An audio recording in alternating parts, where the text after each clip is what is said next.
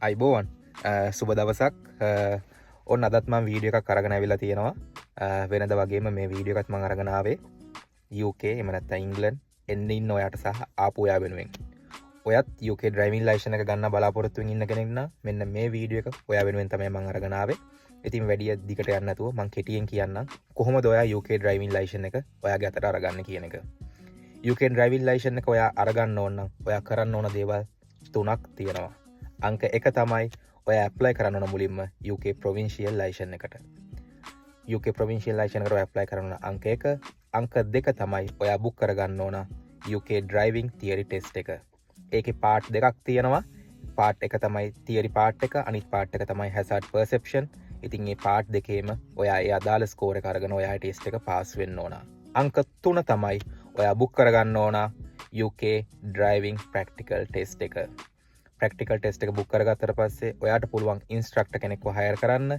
ඇයි ඉන්ස්ට්‍රක්ටර් කෙනෙක්ව හයර් කරන්නේ?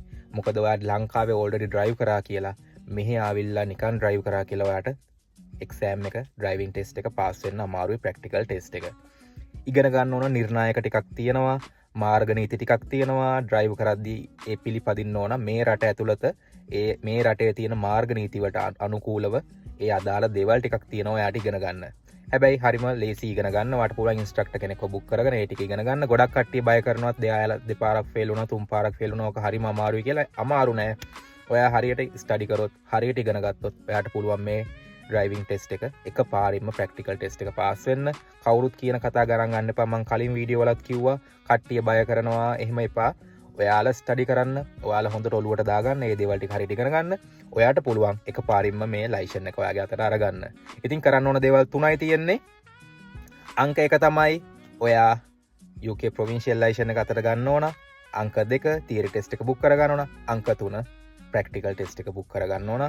ඉතින් ඒ අදාළ කරුණු තුන තමයි තියෙන්නේ ලයිසන් එක ඔයාගේ අතට ගන්න ඕන නම්. ඉතින් මං හිතනවා මේක ඔයාට වැදගත් වෙයි කියලා. ඉතින් මගේ TikTok account එකත් follow කරන්න අමතක කරන්න එපා. ඉතින් මේ වීඩියෝ එක ඔයාට වැදගත් වෙයි කියලා හිතනවා නම් ඔයාගේ යාළුවාට වැදගත් වෙයි කියලා හිතනවා නම් share කරන්න ඔයාගේ යාළුවා එක්කත් UK ඉන්න ඔයාගේ යාළුවන් එක්කත් share කරන්න. එහෙනම් මේ වගේ අලුත් වීඩියෝ එකකින් මම ආයෙ ඔයාලත් එක්ක හම්බ වෙනවා. එහෙනම් ඔයාලා හැමෝටම සුබම සුබ දවසක්.